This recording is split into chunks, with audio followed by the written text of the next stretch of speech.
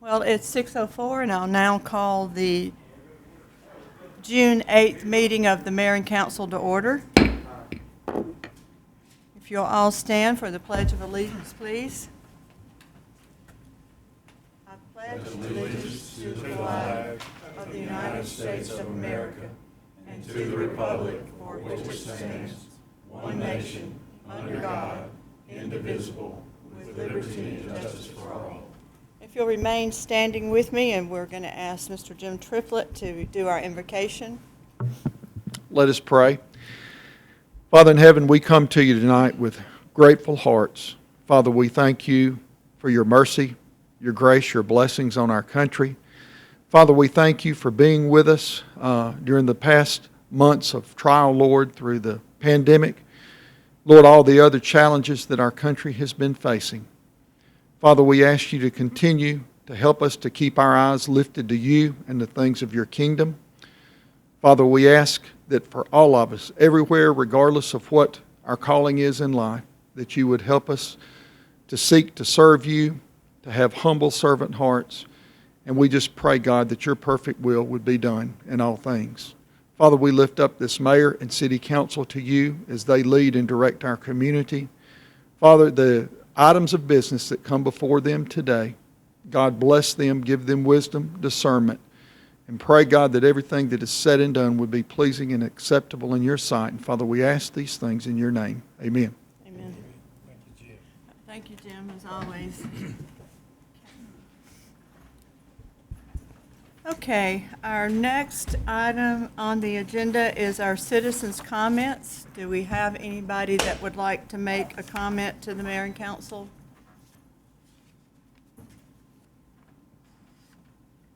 Oh, I know this lady did. Okay. All right.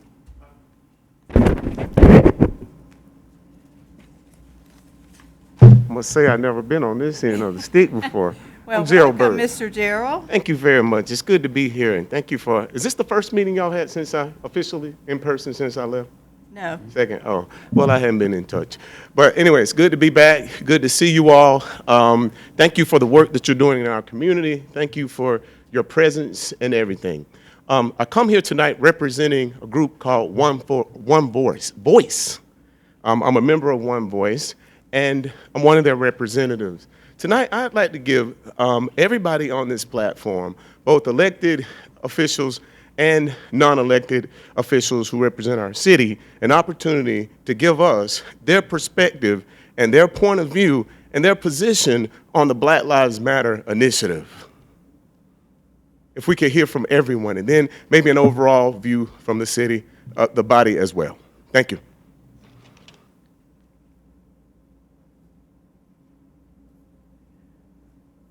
Okay. I guess I'm not sure exactly what you want.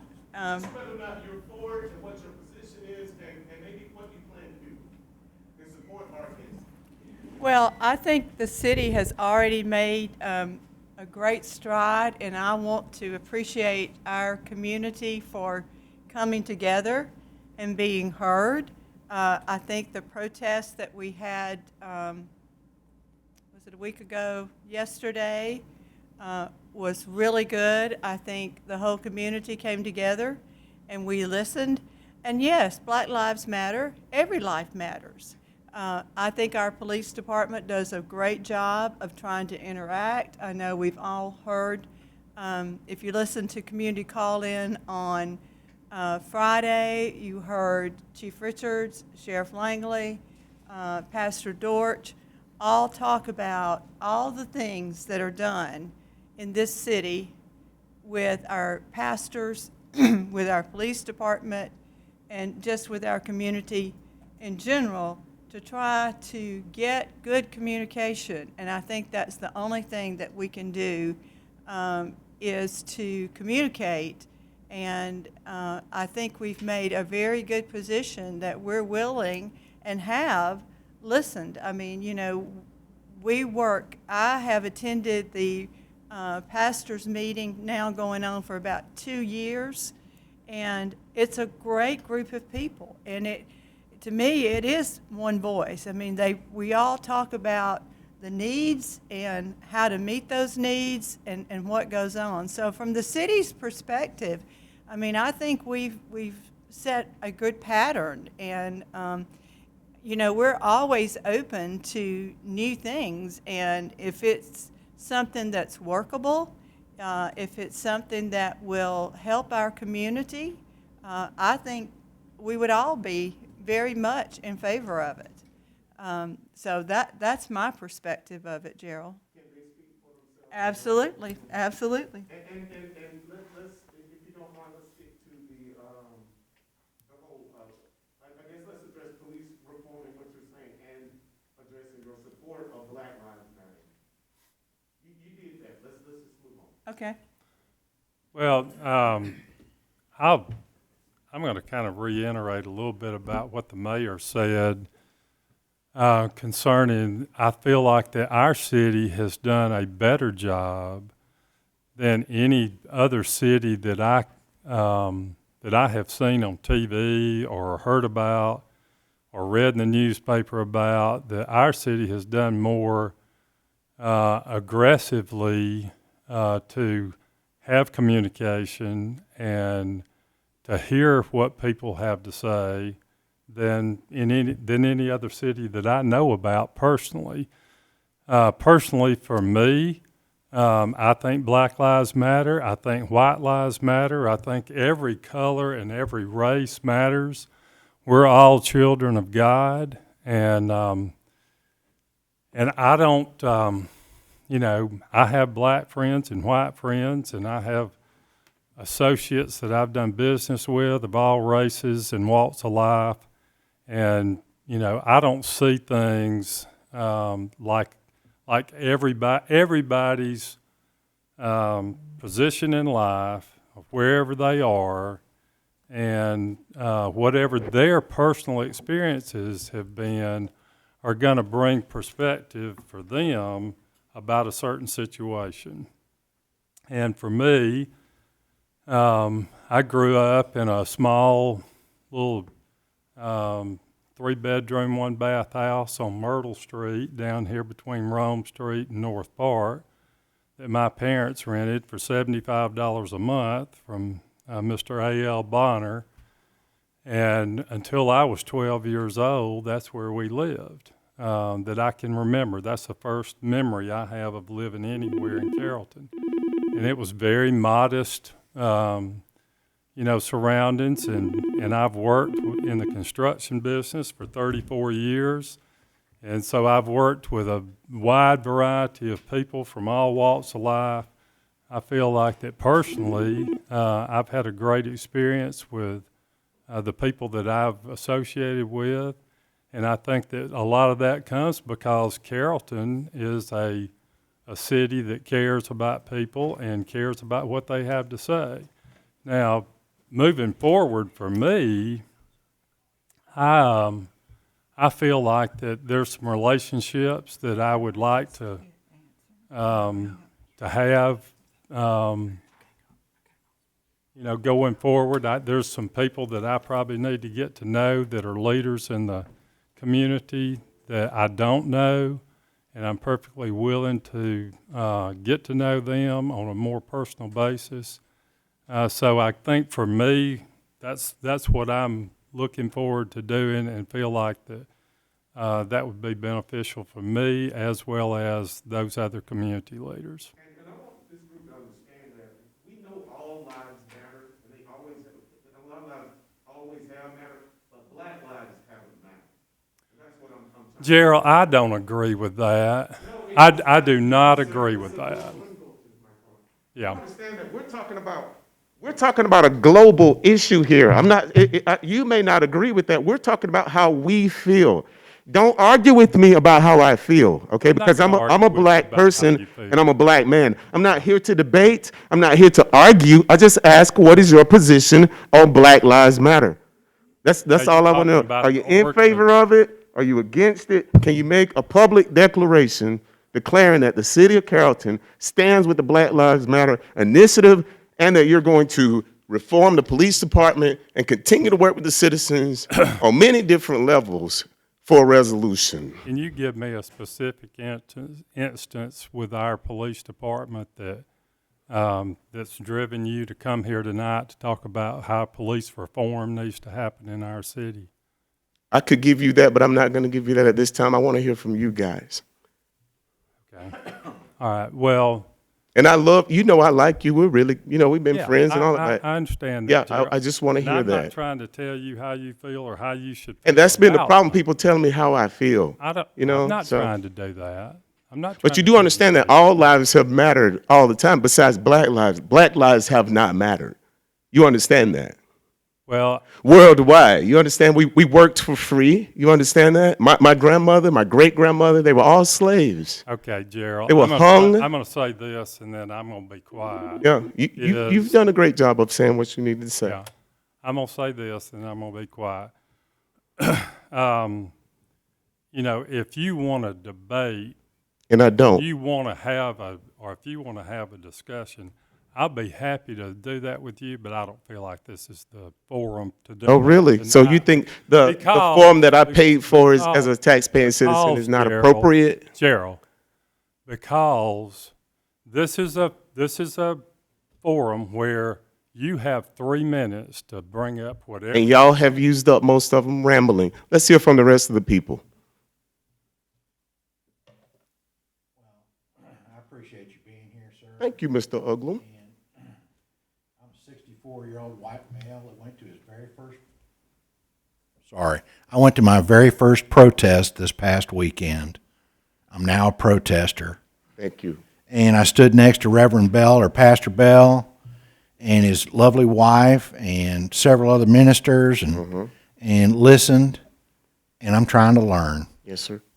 And I'll be the first one to denounce violence. I'm going to denounce racism of any kind and do my best and try to promote loving each other. And if I see racism, I'm going to say something about it. I'm in a position, I think, here on city council is if I see it, I'm going to denounce it. And I'll be vocal about it. But right now, I've just learned what Black Lives really means, to be honest with you. And that's all I can do is be honest and try to learn, be compassionate, have empathy, and try to learn. Bob, I think you've given us the most solid answer tonight. You didn't argue with me. You didn't debate with me. You didn't become defensive. You gave a good, solid answer saying that you're willing to learn. Can we move down to everybody else now? Gerald's good to see you again. It's always good to see you, Jim. And Yeah, Bob, and- all y'all are Yeah, good appreciate friends. that. I'll just echo what everyone has said. I mean, we're all learning as we go, and the older we get, hopefully we're getting wiser about everything. So yeah, I agree with the other three. You agree with them on what?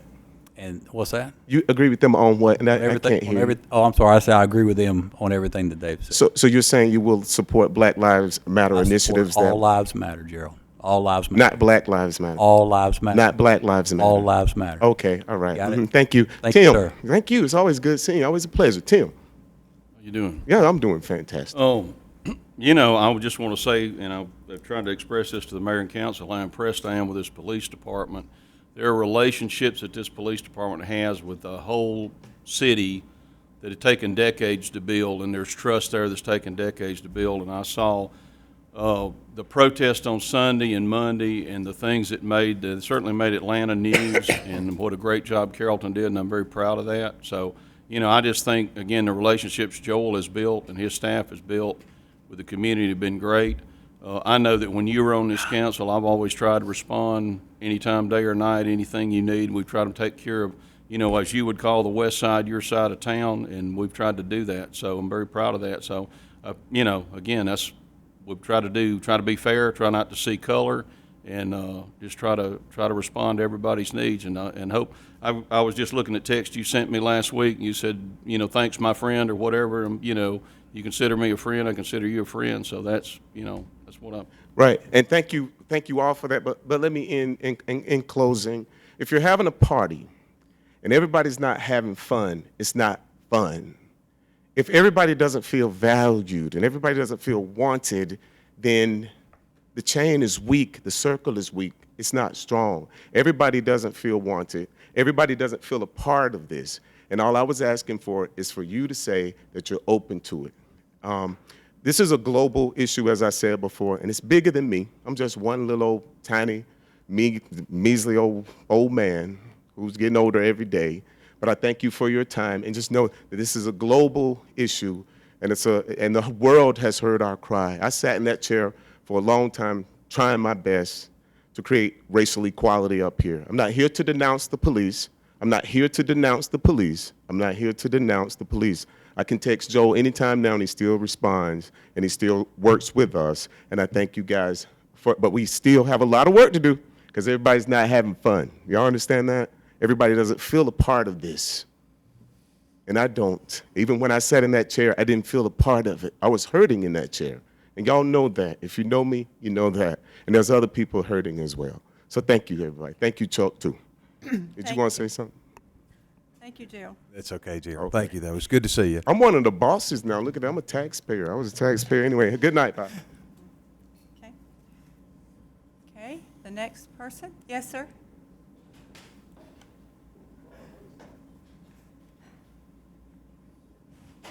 Good evening. My name is Dwayne Crowder, longtime citizen of Carrollton. Grew up and raised here, went to school here. And my question kind of goes along with Mr. Bird as well. You know, I've been, first of all, as a young black male, and I have a young son who's 10, and I also worked at the school, and I've coached a lot of kids. And so when I see George Floyd, I think of all the kids that I've coached. I think of all the friends that I got, and so that's what I see when I see that video of George Floyd. And so I've had the opportunity to go to Atlanta and be a part of the protest in Atlanta, and because I wanted to experience it, and I wanted to see, you know, what I see on TV and what I see in person is the same thing. And what I saw was a lot of people of all races there supporting. And when it was time for the curfew at 8:30, everybody turned around and walked to their cars and left peacefully. And so, you know, and then watching TV, I've seen mayors and I've seen council members and I've seen different elected officials out with their community, supporting, talking, wanting to know their story. Because I've been through it 3 or 4 times. And so I can attest to what it feels like to be stereotyped. And so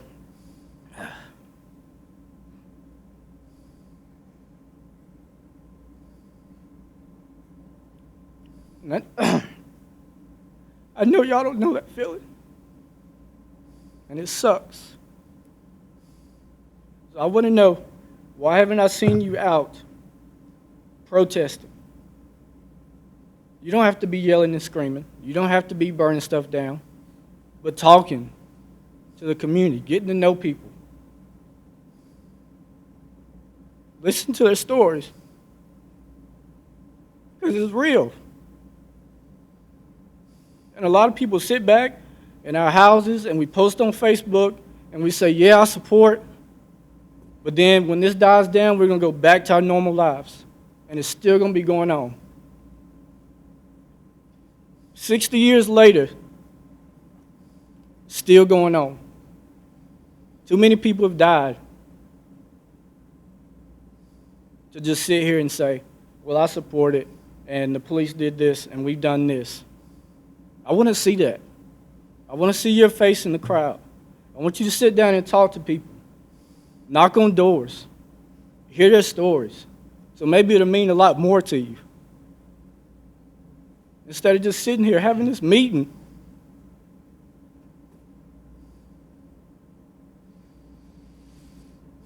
It hurts because I've experienced it. And I don't want my son to go through it. And I don't want the kids that I coach every day. I don't care what color they are. I'm going to do for them 100%. But I don't want to get that phone call and find out a kid has been killed. I don't want to get that phone call. So I hope that after this, You go home and do some soul searching. I tell my kids this every day. Go home and look in the mirror and ask yourself, have you done enough? Did you do enough? Or are you willing to do enough? And if you're not, then maybe you should you need to decide if you want to hold this position or not. And unfortunately, the black community, we haven't done enough. And I'll tell them that face to face. Because when I go vote, I see the same names on the ballot every year. And everybody says, go vote, go vote, go vote. There's no other name on there to vote for. So I have no choice but to vote for who's on there. So it's time for the black community as well to start making a change. And I'll be the first to lead it. But y'all are our voice. There's some things that you can do that I can't do. There's people you can call that I can't call. And we vote and we elect y'all to be our officials and be leaders of this city. People call this the city of dreams. At some points, I'm embarrassed to be from it.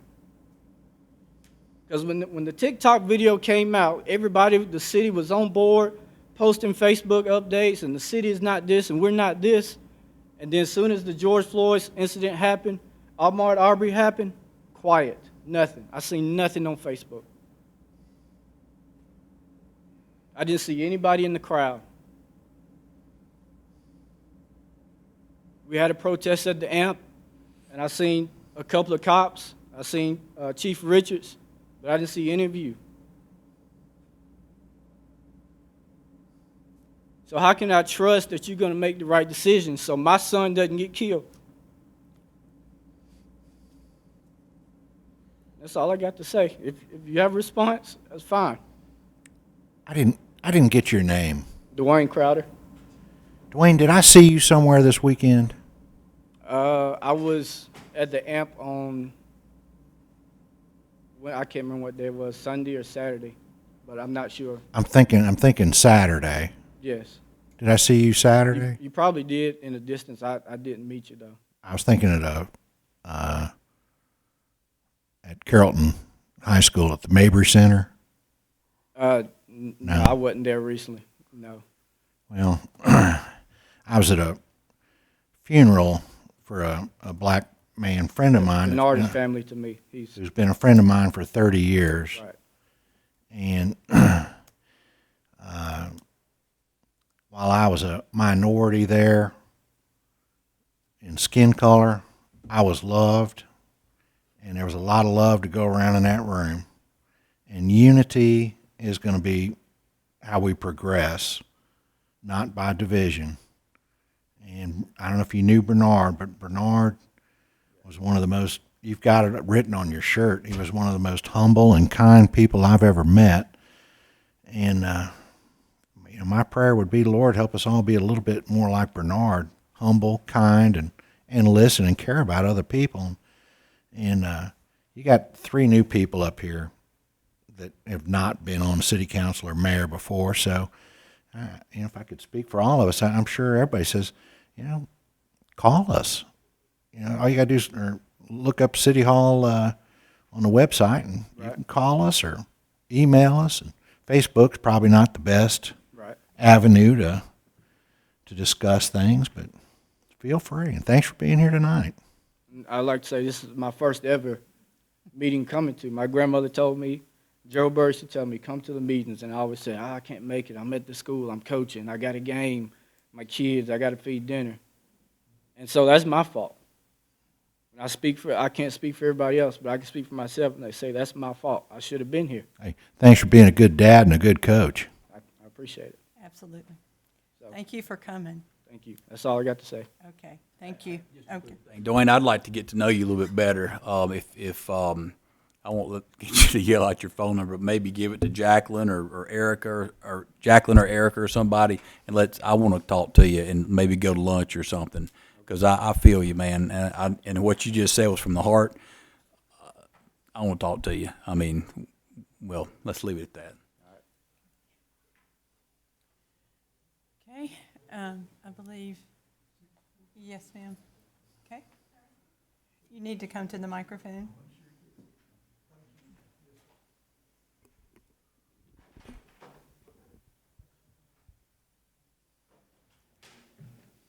Hi guys, my name is Ariel, and no doubt some of you might have already heard my name before because I've been emailing you for weeks, and I've never had a response. And I started emailing you weeks ago, well really it's been a few months ago, when that racist TikTok video went viral, and I pleaded with you guys to do something, to say something, to make more of a statement than that Facebook post that was just a really bad apology in my opinion.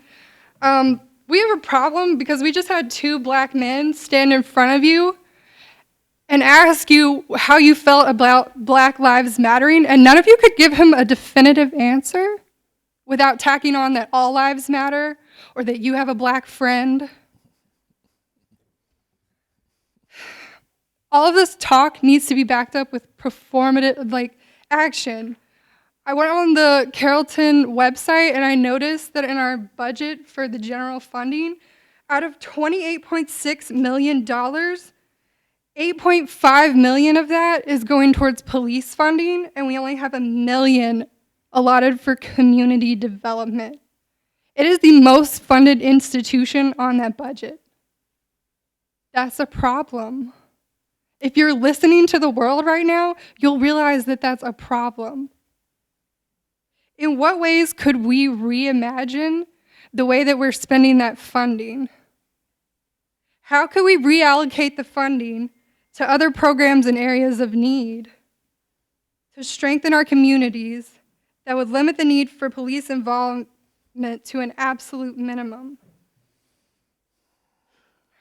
Because of the long history of violence within law enforcement, their very presence in situations can warrant tension and escalation. When I found out that this meeting was going to be at the police department, I was like, wow, that's why people don't show up. It's scary to certain groups of people.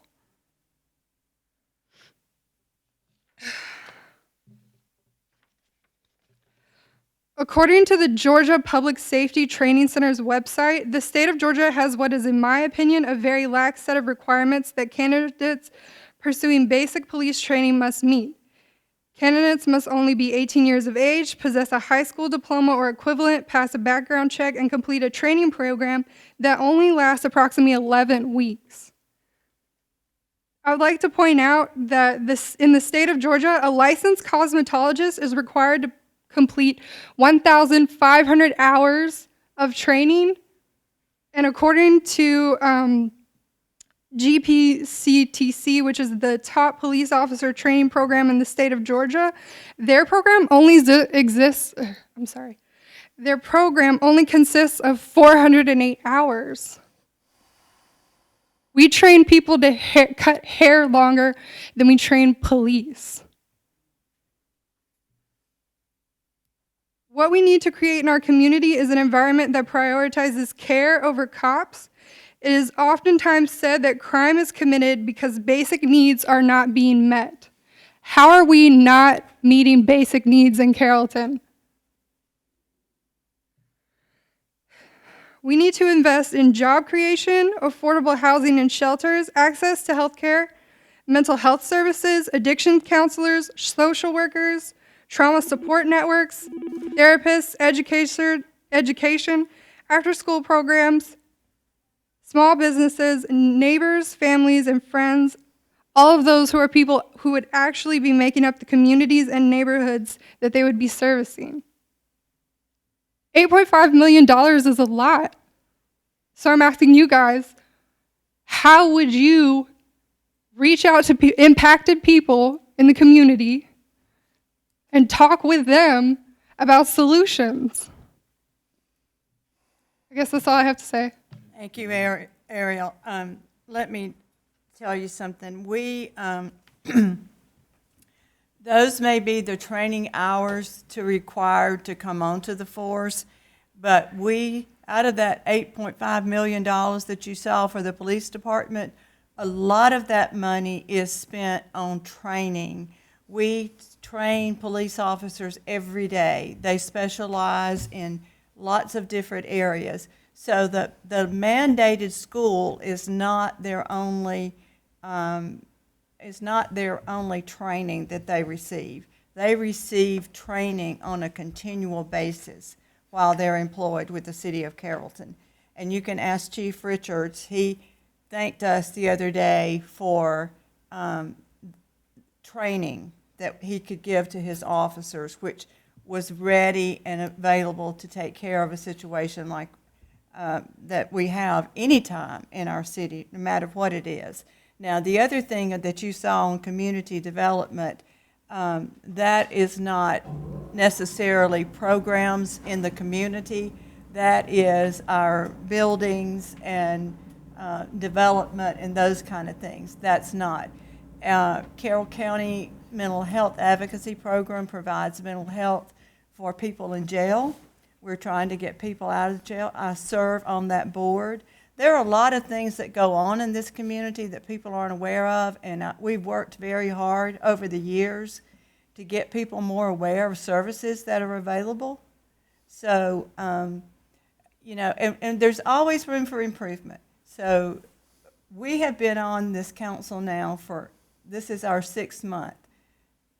2.5 months in, we got hit with a pandemic, which we have dealt with on a day-to-day basis. And our police officers have gone out into the community and have met the needs of the community by taking food to people. They have worked with people who needed health care and taken medication to them. So our police department does a lot of things other than just patrol the streets. But if you know, and I know that, you know, I invite you to come and just sit down and talk with Chief Richard sometimes to see what all our police department really does in our community. We are very blessed in this community to have people that care about people. I was the probate court judge for 22 years before I became the mayor, and I had elderly people who would only let a certain police officer bring them groceries. So there's a lot that our police department does other than just, you know, but we're aware that there's issues, and we work diligently to address those issues. But there again, you know, we have to have input from the community to help us address those issues. Okay. Madam Mayor, would you mind if I address the funding? Because I think it'll make you feel a lot better about how we do spend our money. We spend approximately $6 million a year on our recreation department, and that department does a lot of good in every area in the community, particularly the poorer areas. They provide programs to make sure those kids have something to do and good things for them and good structure. We spend about $1 million. Again, these are approximate numbers on our arts center, and so that's arts in the community, and that they work with a lot of children in the area. We spend approximately $500,000 on our downtown. We spend hundreds of thousands on our seniors. So again, as Mayor Kaysen said, that community development number, that's actually a department that polices developer installed, you know, if they're building a McDonald's or if they're building a subdivision, that sort of thing. So that title may be a little bit confusing, but there are millions and millions and millions of dollars spent. And then within the police department, I don't think there's a department we have, other than maybe the rec department, that reaches out to the community more than the police department. I've ridden with Chief Richards. He's sitting back by the door there now, where some of the things are as simple as just giving out tokens and giving out spinners to kids so that kids will feel good about police and know they're friendly and that they're a friend. There's a Citizens Police Academy that they run. Joel, is it once a month? Oh, okay, well, I'm sorry. But it lets the community come in and see what police do and how difficult their job is, and it goes on for weeks. There is an Explorer camp they do so that kids can come in and be with the police officers and see what they do. So there's a lot done, a lot of money spent to reach out to the community. And again, as Mayor Kaysen said, I would encourage you to talk to Chief Richards. I really think you'll be very pleased. The good results that we had last week were not by accident. That was decades of time and money invested and building relationships with everybody in this town. So again, don't let one budget line item fool you. There's a lot in there, and it all goes to the community. And so I hope y'all see that. Okay, Bob. Ariel, thanks for being here tonight. and sharing your thoughts with us. I just would reiterate that the Citizens Police Academy, which I'm in the middle of going through for my first time, and it's a great program, and it's an eye opener. So I'd highly encourage you to go through that. I believe you also have the opportunity to ride with a regular policeman and see how they do things. As to the Black Lives Matter question, there's a handful of people in this room that were at the Unity March yesterday up on the square, and one of them's a great guy sitting right next to you there, but there's another great guy all the way at the back of the room, our chief of police, and he was dressed just like he is today. You know, I'm sure he had a different shirt on, but he was there with his wife and his child, just like a lot of other people were. And, you know, we've all got a lot to learn. All right, here is do we have someone else who wanted to address? Yes, ma'am.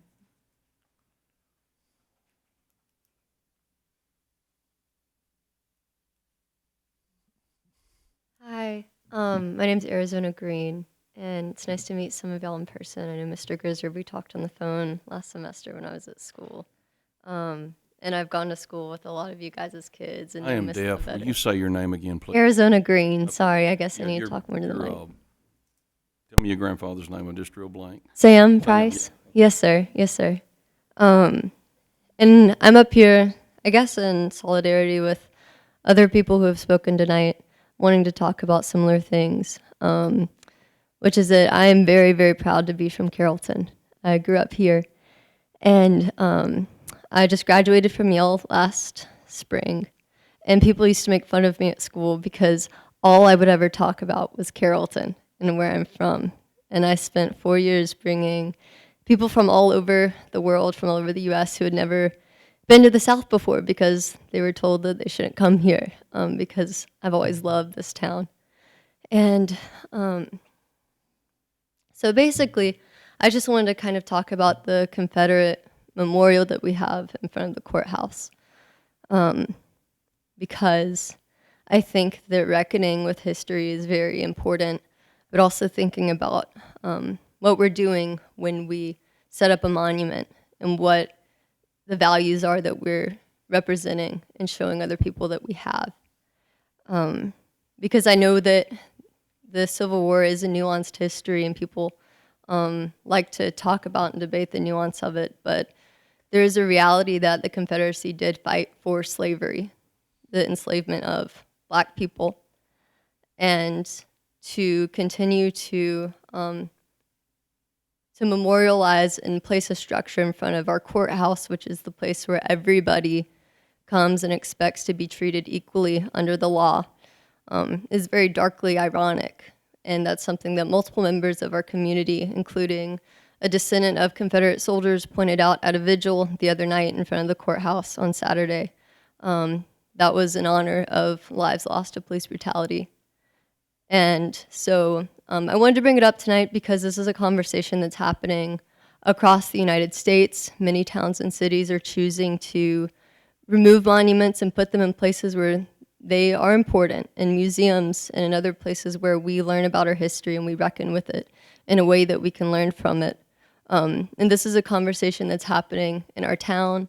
It's happening in Gallery Row. It's happening in group messages between friends who can't gather together because of the pandemic. And I wanted to bring it up to invite the City Council and the City of Carrollton to be in that conversation, because I think it's something that isn't going to go away and that we'll find starts coming up a lot in the near future. Okay. Thanks. Thank you, Ms. Green. Okay, is that everyone that wanted to have public comments? Oh, I'm sorry. Yes. Barely. Is your mic on? Yeah. That mic? Okay, can you try again? Hi, my name is Alicia Griesti. Can you hear me okay? Yes, ma'am. Hi. I just wanted to call in and I've never been to a city council meeting, and I was really excited when I saw this published on Facebook because I was thinking, wow, I can call in and I can have my opinion heard just like so many other people that have spoken today. And I wanted to just say that in light of what's happening around our country and as people are protesting and mourning, I think that Carrollton is in a unique position where we can be proactive rather than reactive. We see the police are marching with our own people and having these conversations, and we're regarding them as doing great jobs of continuing the conversation about Black Lives Matter. But I think that a show of visibility of how the city council and how the police force and our community can come together and create active plans and be performative in our actions and making changes to show our fellow West Georgians what we can do to make our Black and the people of color in our community feel more welcome. And that's all I wanted to say today. But thank you for letting me call and letting me be heard. Thank you for calling. Okay, any other public comments? One public comment I want to make is I want everybody to be aware that we are having free COVID-19 tests done in our community. Today it was done at Morris Chapel United Methodist Church. Tomorrow it will be at Our Lady of Perpetual Help Catholic Church, and that's out on 210 Old Centerpoint Road, and that's from 9 to 3. Wednesday, it will be June the 10th from 9 to 3 at the First Baptist Church of Carrollton, and this is out on Old Bremen Road. Monday, June 15th, it'll be from 9 to 3 at Mount Prospect Baptist Church, and that's on Thomas Dorsey Drive in Villa Rica. And then on June 16th, it's going to be at Pleasant Grove Missionary Baptist Church, and that's East Highway 5, Rooteville. And then on Wednesday, June 17th, it's going to be at from 9 to 3 at the Clem Community Center, and that's at the courtesy of Pastor Vincent George of Antioch Baptist Church. Pleasant Grove Missionary Baptist Church is courtesy of Pastor Frederick Ricks.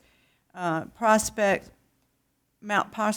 Baptist Church is courtesy of Pastor James E. Potts and Dr. Bernice Brooks. The First Baptist Church of Carrollton is courtesy of Reverend Dr. Woodrow Johnson, Jr., and then tomorrow's at the Catholic Church is courtesy of Latino United of Carroll County, and today was at the courtesy of Reverend Edward Landrum. And I just want to let everybody know how much I appreciate the Department of Health working with us and getting this done. It's going to be throughout the county. There'll be 2 days that'll be done here in the city. So, and this is free. So if you want to get tested, then, please visit one of these sites. Okay, we have the minutes from our May 4th and May 14th meeting. So we have those distributed to you. Do I have a motion that you've read those, and is there any corrections or additions to those? Mayor Kaysen, I'd make a motion that the minutes be approved. Okay, I'll second. all right. Is there any discussion? Hearing none, all those in favor, say aye. Aye. Any opposed, same sign. Okay, so the minutes from May 4th and May 14th are hereby adopted. Okay, the mayor and council announcement comments. I just want to say that we have listened and we hear, and we might not have been out on the front lines, but I can assure you we have been talking to people. we have been working through the community, and this is important to our community. And I am willing, and I think these guys are willing, to continue these. But it has to be organized. And I think what Chief Richards has done with our pastor's luncheon has really worked well in getting out, and all the other activities that we do in the community. But there's always room for improvement. And we will take your suggestions and try to make them work. And that's all we can do. We don't have all the answers. If we did, we wouldn't be sitting here. But anyway, I think all in all, our communities work well together. It doesn't matter what part of the city you live in. But I want these people who have suggestions and want things changed to make those suggestions to us, and we will take those under advisement.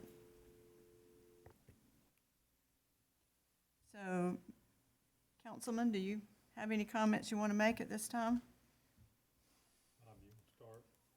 I just reiterate that I thought I was very proud of our city's response last Monday night. The police handled that situation very well, and the citizens of Carrollton handled it very well. I'd like to thank everybody that went to the protest yesterday. Pastor Bell, I was saying it was the first time I've ever protested. It was quite an experience.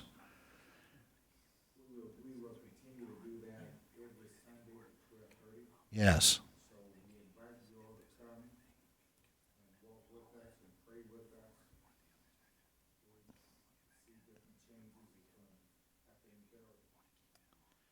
And I'd like to thank the Carrollton firemen that were at the COVID-19 screening today. How great to have them up there. So that's it.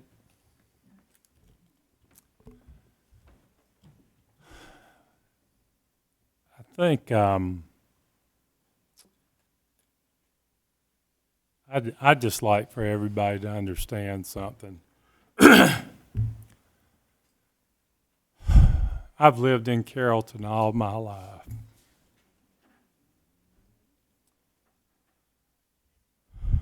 And this place is very important to me.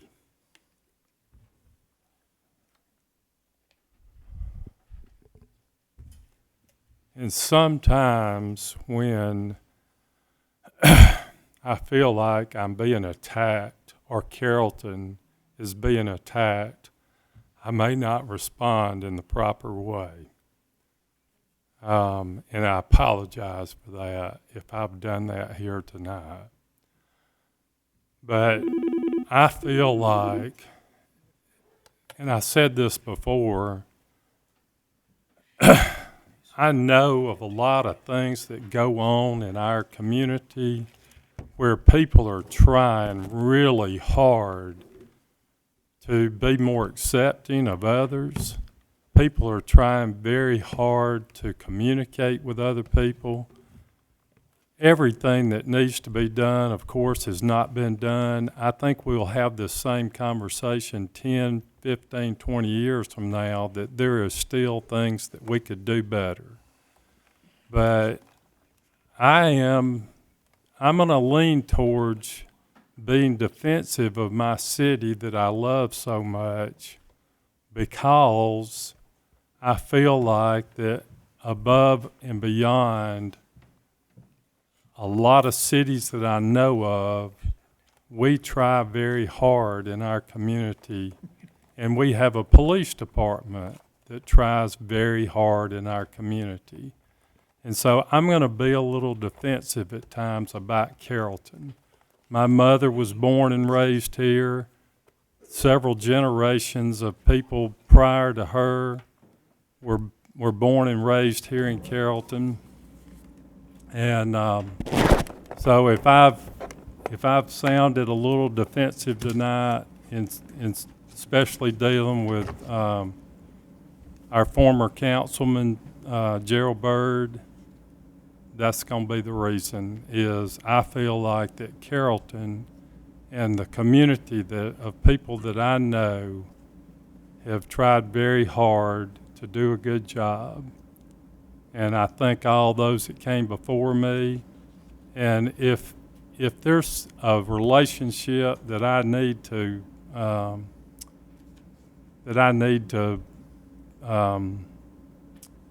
cultivate, I would appreciate someone reaching out to me, and we'll start that relationship, and we'll get to know each other. And if there's ways that I can help you, I'm perfectly willing to do that. I would like to say that I appreciate all the efforts of the city employees that have been made during some very different times over the last 3 months. You may not know this, but the city of Carrollton provided the landscaping for our new library. It looks great. I'm very proud of that department and what they did over there. And there's always something going on in our community that the city employees and city staff are doing to help people. I saw it today. I've seen it last week. So yeah, I'm a Carrollton boy, and I'm going to defend Carrollton as much as I can. Thank you. Thank you, Brett. Jim? Yeah, I'd just like to say right quick that there's, in my opinion, there is, with all the angst and anger that's in the world, in America, that it really, in this whole race issue, it really, to me, is a heart issue, as in your heart, and it's got to be, if it's ever going to be solved, and because it's a heart issue, that means it's a sin issue, and if it's ever going to be solved, that means you have to get rid of sin, and sin in people's hearts is not going to be solved by a mayor and council or a police department anywhere. It's going to get solved in our churches and synagogues. And so, Pastor Bell, I certainly appreciate you being here, sir, and all the work you've done in our community to help bring us all together. And the MLK Day was a great event, and the monument we put out there, you guys raised money for and put out there, was awesome. So I'm sort of like Brett. I'm proud of a lot of the things that the city does. I know we're not perfect, and we're willing to listen to any complaints people have got, but just don't. I'm asking for y'all to understand and have a little sympathy on us, that there's only so much that a government can do to solve a sin issue, but we're here to listen to anything you got, and if there's things that we're missing, let us know, and we'll try our best to fix them. But let's get rid of the sin. Thanks. Thank you, Councilman Waters. Okay, Mr. Grizzard? This is a little more mundane topic, but something I heard loud and clear from this council when they took office in January is that you want this town cleaned up from a standpoint of codes enforcement. And you'll find in your package this document, which is a list of blighted houses that we're trying to either have the owner repair or we're going to demolish. And that is a very complicated issue. Sometimes we have to take people to court. Sometimes we have difficulty finding out who even owns these properties. But I just want you to know we have a task force meeting every Monday at 9 o'clock. You're welcome to attend. And this is our list of blighted houses. The sheet behind it is a list of houses that that are going to be demoed by our staff. And then the last report in your departmental reports shows 39 either citations or letters or warnings that were sent to people about cleaning up their properties and cutting their grass and that sort of thing. So I want you to know that, Sarah. I want you to know how seriously we take that. And nothing ever happens quickly. I wish it could, but people have rights, and they should. Property owners should have rights. But it's a little more complicated than we want it to be sometimes. But I just want you to know how hard we're working on that problem. So, and if you know of properties that we don't have on there, please let us know, and we'll attack those also. Tim, can I ask you a question? Can you address the difficulty of maintaining other people's properties? The mayor and city council have been contacted by people that are really concerned about private companies or individuals' yards maybe not being maintained. And can you talk a little bit about that? Yeah, and what we can do is cite them. We have to give them so many days, and at some point they have to go before a judge. We can fine them. If they want to fight that takes time and has to go before the municipal court judge. There are provisions in there where we can cut the grass for them and lien the property. We try to avoid that. There's at least one development in the area where frankly, we have to send prisoners in there to maintain it, and we've added a charge to their water bill. So it is a complicated issue, and again, there are private property rights, and so we do our very best. And if there's a property that you don't think we're giving proper attention, please let us know. And like I said, this is the list of, I think Erica got with the police and said, give us your list, and their list was pretty much the same as ours. I know you had property. I know every one of you had properties. And some of those, Mellow Mushroom was one, and we got it taken down quickly because it was a friend that would do it. I know there are other ones out there that have taken a lot more time to do anything with.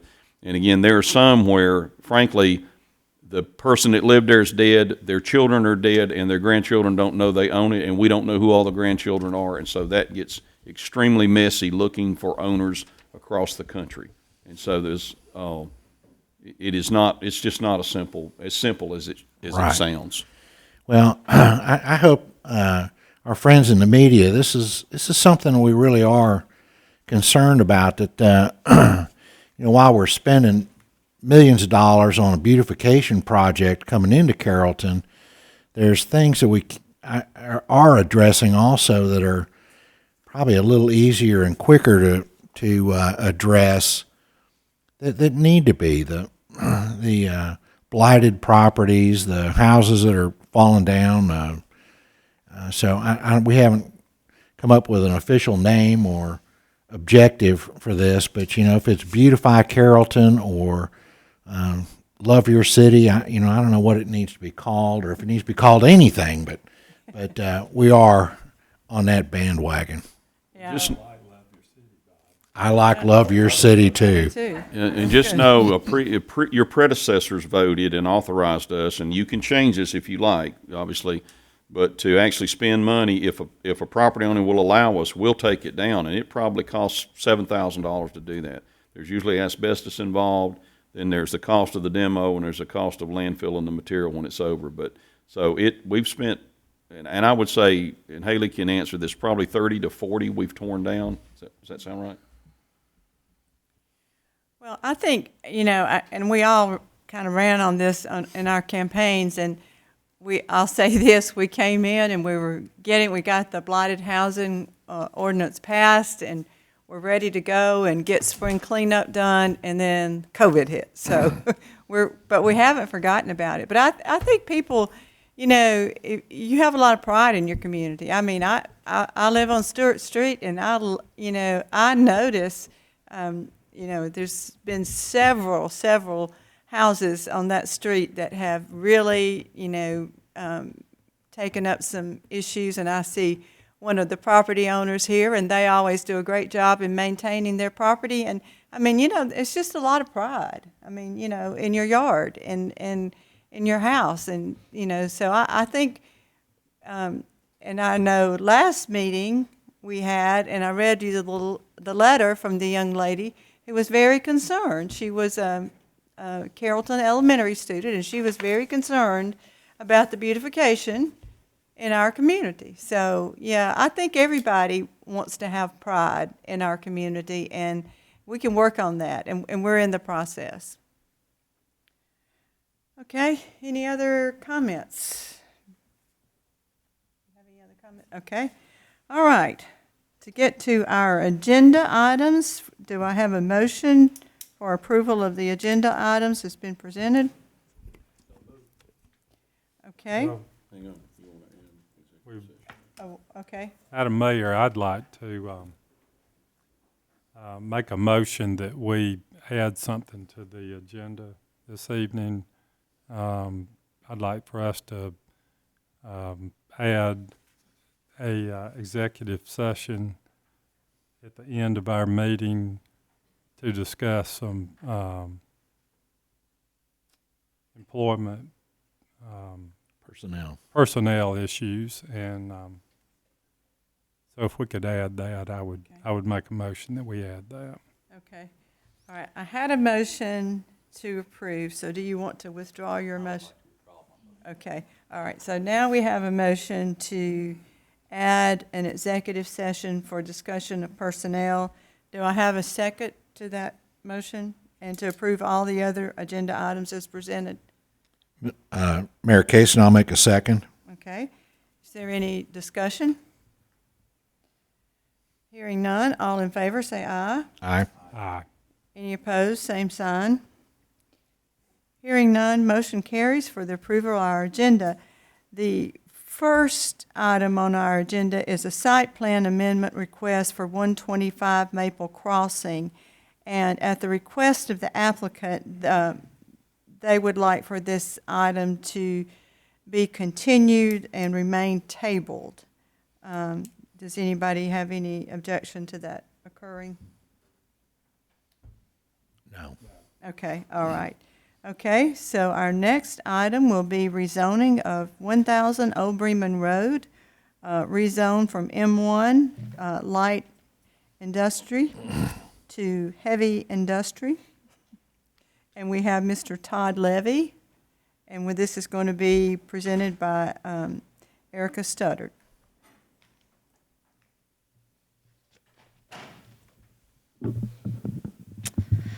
Good evening. I guess the second item on your agenda is a rezoning request. I wanted to briefly go through this. I know we talked about this at your work session, but the request is to take an existing storage facility and just expand that storage facility. Self-storage facilities are allowed in both M1 and M2. However, there are some acreage requirements in M1 that don't exist in M2. And they would like the ability to expand because they are just at 1 acre. The Planning Commission reviewed this request in, oh goodness, it's been May, and they recommended approval of this. Along with this request, the petitioner would like to also have a reduction of the front yard setback, a waiver of the front yard setback along Ackland Drive from 40 feet to 37 feet, as shown on the submitted site plan, in order to make the expansion that's proposed. The proposed expansion site plan is in your packets, and I believe the petitioner is here to answer any questions, should you have any additional questions. Okay. Thank you. Does anybody have any questions? I think you're able to look at that on the, or was able to look at that on the screen. Okay. Do I have a motion to? You need to let anybody opposed. Oh, okay. Oh, I'm sorry. Is there anybody here that opposes the rezoning of 1,000 Old Bremen Road from M1 to M2? Okay. Hearing none, do we have a motion to approve the rezoning? So moved. Okay, we have a motion. Do we have a second? Second. We have a motion and a second. Is there any further discussion? Hearing none, all those in favor, say aye. Aye. Aye. Any opposed, same sign. Okay, all right. Mr. Levy, your property has been rezoned. Okay, and our next item is item 3, special use permit for 136 North Park Street to allow food truck court. And the petitioner is Mr. Curtis Wilson. I was actually checking with Faith. Is he out there? Okay. The next item on your agenda is a rezoning request, a special use permit request by Curtis Wilson on behalf of the property owner, Morris Chapel United Methodist Church, to allow for a special use permit at 136 North Park Street for a food truck court in the C2 General Commercial Zoning District. The Planning Commission reviewed this request last month, and their recommendation was approval contingent with the following conditions. One, that the food truck court is limited to 3 mobile food units and/or food trucks because the parking lot is not very big. And number 2, all participating vendors shall make a contribution to Morris Chapel United Methodist Church or another local nonprofit entity. I do believe that the petitioner is here. You also received at your place setting, there were some email responses that they wanted to give public input, but they decided to email their responses in. I do believe the petitioner is here as well, if you have any questions. Thank you, Erica. All right. Does anybody have any questions?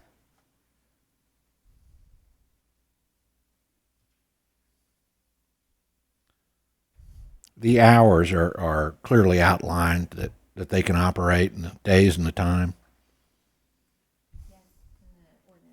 Yes. Did you want to speak?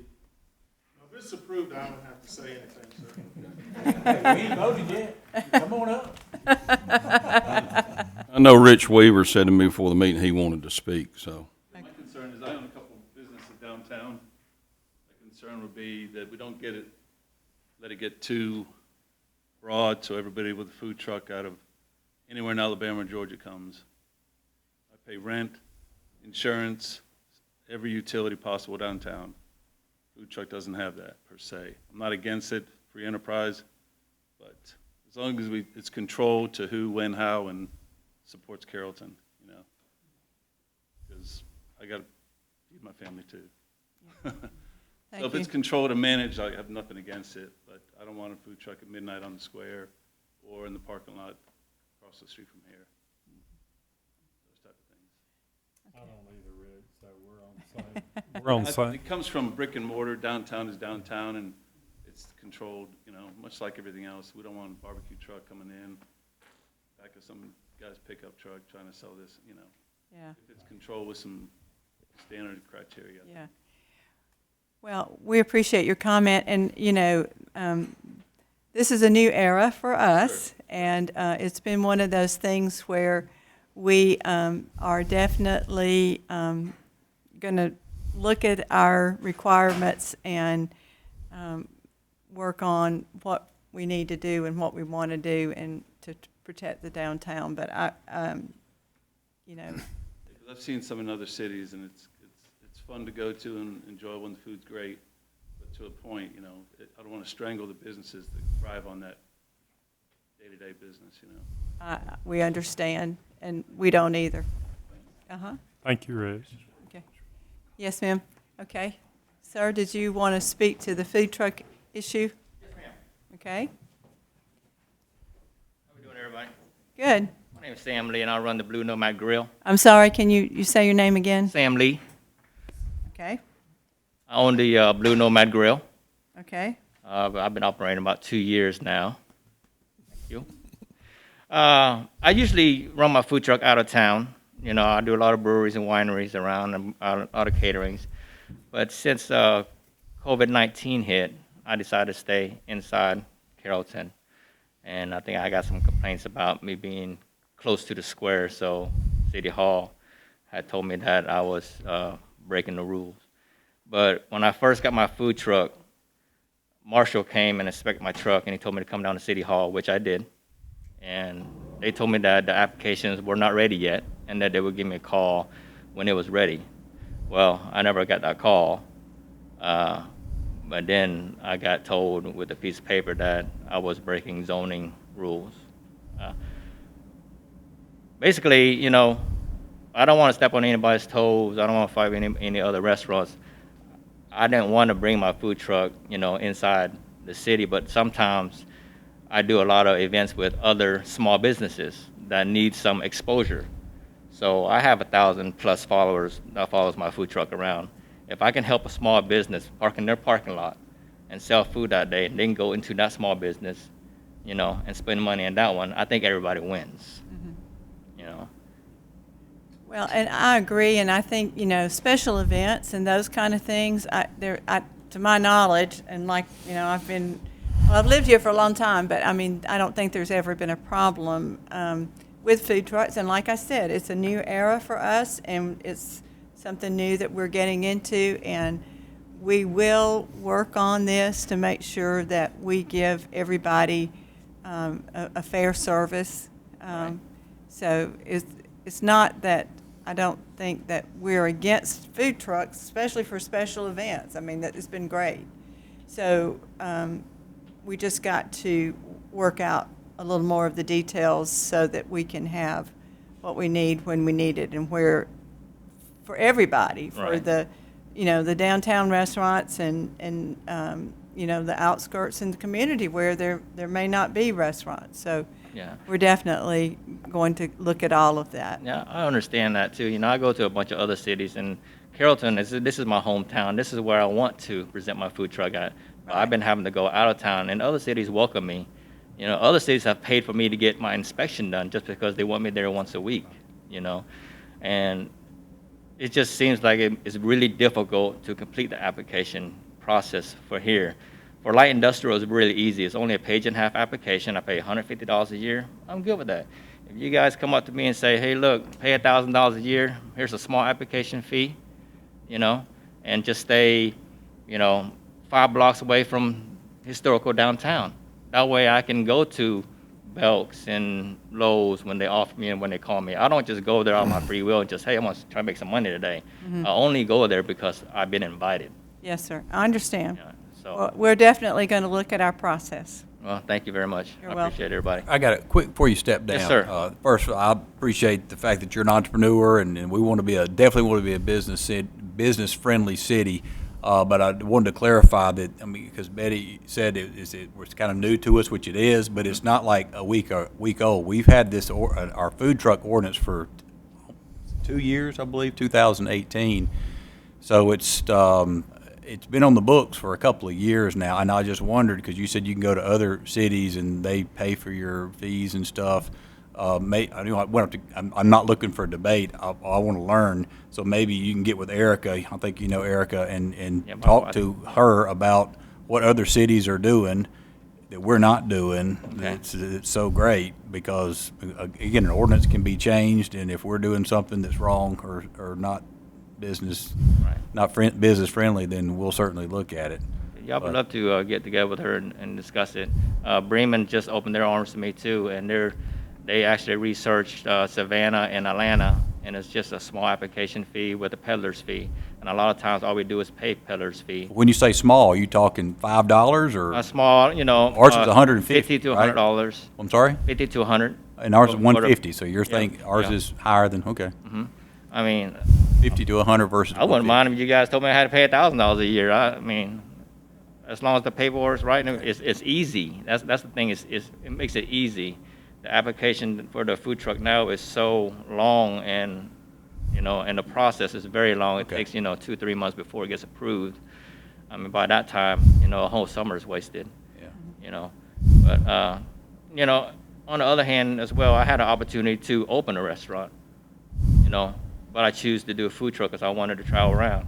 And to the guys who are complaining about me, I told them, do you want me to be your competition once a week or once every other week, or do you want me to open a restaurant and be your competition 6 days a week? I mean, I try to stay as friendly as I could with everybody else, and I got a lot of restaurant owners here that loves my food, and I love their food too. We support each other. We're small businesses. Right. And on my days off, I will go eat there. Okay. Support each other. Yeah, we got rules, so Yeah, got to follow the we do. rules until we change the rules. And, Yeah. and you were breaking the rules weeks ago, and I don't know if you meant to or knew that we even had rules on the books, but No, I didn't we had to mean stop to. it. I do everything by the books. I pay my. You were- I pay you were every aware of the state ordinance. taxes. You No, I were- wasn't aware of the, Okay, but the then- particular ordinance, because when the marshal came and inspected me, he told me to come down here. I did come down here, and they said they didn't have nothing ready for me to fill out or to sign. So I just left it alone, and like I said, I've been out of town most of the time. It's just when COVID-19 hit, I decided to stay in town to support my local people. Hey, can I ask a question? Yes, sir. Aren't you a Marine? No, sir. I got 2 boys that are Marines. Oh, hey, that's great. Yes, sir. Well, we're on your side, and I think if you could get with Erica, and we'd be happy to work with you. Thank you. Okay. All right. Appreciate that. All right. Thank you. Thank you. Okay. You're live on the mayor and council meeting. Please state your name and address, please. Hello? Okay. Guess I hung up. All right. We got hijacked there. Yeah, I did. Hello. So I'm Curtis Wilson. I heard, what's his name, Richard? So I heard Richard, and then I heard Sam, which owns a food truck. So how do you guys feel about the food truck court? 'Cause I've filled out all the paperwork and went through all the procedures in order to open up the food truck court. And, you know, one day I want to be like Richard. And right now I have to start. I don't? Okay. Well, I think I do. Okay, I think I want to move down there on the square, okay? I think that. But, you know, that's one of the things that we in the community like about the food truck. You know, is the fact that it gives a person like me an opportunity to get in business or find out if I can be successful in business and not go and borrow $100,000 or $80,000 and find out that didn't work. I don't know if you read the article in the paper about the food truck court. So a little bit about my past is I've been working with ESPN probably the last 10 years, done corporate transportation the last 10 years, and I've had a pretty nice quality of life because that's allowed me to live a quality of life, and I've seen a lot and I've done a lot. But one of the things when I travel, I like the food, because some people can probably tell it. And food has always been plan B.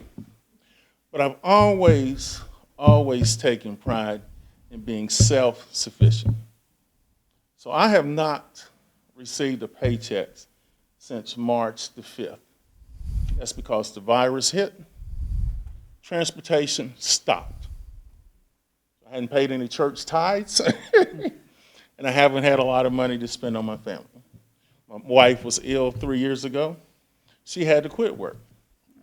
And I have a daughter in college. But there's a way that I can still provide for myself and my family. There are people that I've done business with, that I spend money with. They said, well, hey, you know what? You spend money with me, I'll buy a fish sandwich from you. You know, you spend money with me, I'll buy a fish sandwich from you. And it's recycling that money. I do not have to go and ask Chuck, can I hold $200 to pay my water bill? I don't have to ask the church, can I have $500 to go towards my house note? Why? Because I can find an opportunity to provide for me, myself, my family, and my community. So I've been working on this project for over a year. The other girl is not here. Destiny is not here. Yes, no, she's not. She's our business license. So I've been dealing with Destiny for over a year. Just, can I do this? Can I do this? Can I do this? Can I do that? Everything was no, no, no, no, no. Are you the lady I went and sat? So I finally got to her desk. So she says, okay, you know, you can do this and you can do this. Then I ran into a hiccup and I got to her desk. And I was on the phone over an hour with her. She says, okay, let me look at something. Okay, you can do this. So the point is, I'm trying to take care of myself. And I want to quote something here that hopefully you guys will take with you. I didn't go to college. I went to Hard Knocks University. Now, the School of Hard Knocks, they teach you theories just like they teach you at West Georgia. But one theory I learned a long time ago at Hard Knocks University is called the one man, one ass theory. If every man takes care of his own ass, we're good. No, I didn't. But the other girl, she went to Harvard. I mean, was it Yale? It just, Yeah. Yeah. Okay, so she learned different theories too. They have a similar theory. Oh, okay, gotcha. So for me, I've always looked at how I can provide for myself And at the same time, the dream and goal was with transportation was to do Super Bowl, Final Four, World Series. I work for Kirk Herbstreit every weekend. I've done Super Bowls, Final Fours, Masters. So that has worked. The next thing is, how do I become Richard? Okay, so now that there's no transportation, I have to start at the bottom and work my way up again without asking anybody for anything. So that's my spiel, and that's what I'm trying to do. But I've done everything that the city has asked to do. Sam is my neighbor. I know he had some problems getting through, done what he wanted to do. He went his way. Kurt has been cooking forever, and there's another guy, and I think, did you give him the petition of the people Yes. that, that want the Yes. food trucks? Yes. And then, I don't know, probably have several emails. So I think we have everything in order for the opportunity, but I just want to be able to take care of my family. And not ask for that handout. I mean, I don't want to go ask Fred O'Neill for $200. I don't want to call Bob and say, Bob, you know what? Can you help me pay my light bill? Because he's seen me around, but he may not want to let me hold $500. And Chuck, I've seen Chuck around. I don't want to ask Chuck for $350. I don't want to call Richard and say, Richard. I don't want to do that. I don't want to do that. So, I found the opportunity, and I think there is the community likes it because there again, it gives us a chance as a community because, I can stand up here 2 years from now and tell the story that, I didn't have a job. And we can talk about how this food truck court grew, how it supplied our needs, how it gave people the opportunity. It can be an incubator. So anyway, I just want to take care of my family and be an inspiration to the community. I'll acknowledge Reverend Bell over there. You've been. Any questions? Any questions for me? I'll make a deal with you. If we pass it, yes, sir. Will you promise to tell the community that we're not as bad as some of them think that we are? That's it. We make a deal. As we say in the South, I got you. You got it. All right. We'll see how the vote goes. Can I ask you to help me with something? I don't know if they're going to pass this or not, but you're a great salesman. You ought to be selling more than fish sandwiches. I can tell you that because you're wasting. They wouldn't let me sell. You're wasting your talent selling fish sandwiches. Look, they wouldn't let me sell watermelons. I was like, well, you know what? I'm whatever. just trying to provide. But look, if they pass this, it's got a limit of 3 out there. That's what I read there. So you got to help us with that because I'm telling you, our codes guys spend their weekend chasing off the guy selling boiled peanuts, and he's from Alabama, and he don't know what a license is. That's fair. Or chasing off. They're all over the place, and it's so hard to police. So what we don't need to find out if they pass this is that there's 6 food trucks out there or 20 food trucks out there. It needs to be 3, and we're looking to you, if they pass this, to police that because those guys deserve a weekend off also. There's only 2 of them. They're the same guys doing the blighted houses and the cut your grass tickets. So anyway, thank you. Yes, sir. But I will work with the mayor. I work with the city council. I love it. Yeah. So I want to be Richard. Yes, sir. I don't really know the details of the bureaucracy hassle that you got or why or any of that kind of stuff, but I'm sorry that you went through that.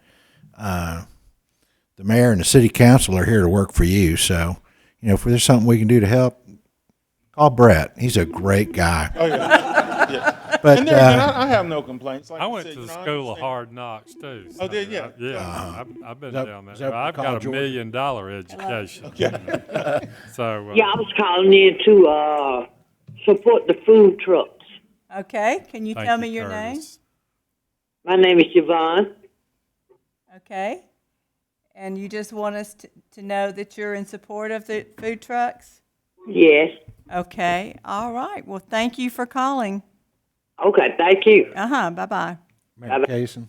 Yes, sir. Can I make a motion to approve the food truck court at 136 North Park Street?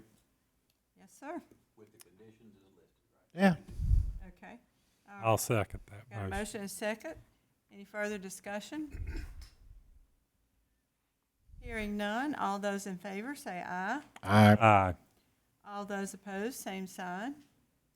Hearing none. Mr. Wilson, you got your food court. Thank you, ma'am. Thank you. You're welcome. Thank you, guys. Right. I can't wait to come get me a fish sandwich either. I'm saying the South. I got you.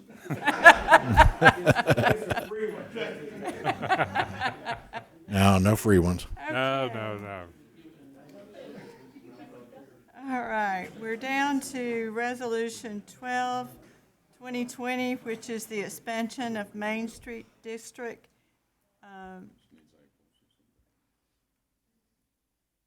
We have Ms. April Zonders, who's going to come and talk to us about that.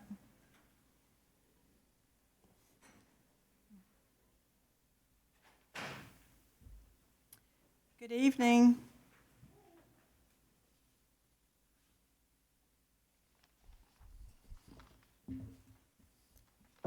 So, I am here to talk to you guys about modifying the Main Street District boundaries. Our board met and would like to, for you guys to consider modifying those boundaries that extend east from the north-south Coleman Streets along Bankhead to Cedar Street. And then we would be removing a portion that was there before that was mainly just residential. The main, I guess, reason for this is that, you know, we have that corridor that kind of extends down through Bankhead that sort of meets up with our new Bankhead corridor, and that sort of little area there is in no man's land, if you want to say so. By adding them into the Main Street District, a lot of them are already considered a part of our downtown now. Many of the businesses already participate in a lot of the things that we do, but because they're not in our exact district boundaries, they're not eligible for certain program initiatives and funding and things like that, grants that we may be due, and DCA things as well. So by extending this, that would bring them officially into our group. And again, just sort of clean up some of the things that were existent before. I think that's great, and I appreciate the commission and the committee working on that, because we want to give every business every opportunity that we can to participate in programs and have access to funding that may help them in some type of grant for renovations or whatever they need. Right. We went over this in our work session. Do I hear a motion to adopt the resolution? Mayor Kaysen, I'd make a motion to approve that. I'll second it. Okay, we have a motion and a second to adopt Resolution 12, 2020, which expands the boundaries of our Main Street program area in downtown Carrollton. Is there any further discussion? Okay, hearing none. All those in favor say aye. Aye. Any opposed, same sign. Hearing none, this motion passes. Thank you again, Ms. Saunders, for working on this with our Main Street District. Okay, our next item is a budget amendment for equipment purchase. Mr. Grizzard? Yeah, our sanitation department operates, in addition to all the rear loader garbage trucks and the front loader garbage trucks, we operate 2 roll-off trucks, and those are the trucks that pick up the big 40-yard cans, and we have 2, and one of those, while it was sitting on the lot on Zizek Street, caught fire and burned up. And if it makes you feel any better about that happening, it had 260,639 miles on it. Now, the one that is still rolling has 316,976 miles. So Mike Green gets a lot of life out of his equipment. So, but it's beyond repair. We need to replace it, and it is not in the budget. So we need you to approve this purchase and approve the budget amendment for it. These trucks are on state contract. It's a 2021 Kenworth T880 tandem axle roll-off truck, $168,550. So I'm asking you to approve both the purchase and the budget amendment. Well, I don't know. That doesn't have many miles on it. I mean, you know. I want you to think about, too, that's not 300,000 miles running up down the interstate. That's running around town, stopping and starting all day. So that's a lot of life. Well, I don't have any complaints about any of the vehicles or the employees' use of the vehicles, because I know our fire chief was telling me how old some of the fire trucks were, And we've all sat here and heard about Tony, haywiring stuff together. So I don't have any reservations about any recommendations of equipment that we need to purchase. Do I have a motion to approve the budget amendment and to purchase the roll-off truck? Mayor Casey, I make a motion that we approve this budget amendment and purchase the vehicle that's been mentioned. Okay, I have a motion. Do I have a second? Second. I have a motion and a second to approve the budget amendment and to purchase the roll-off truck. Is there any further discussion?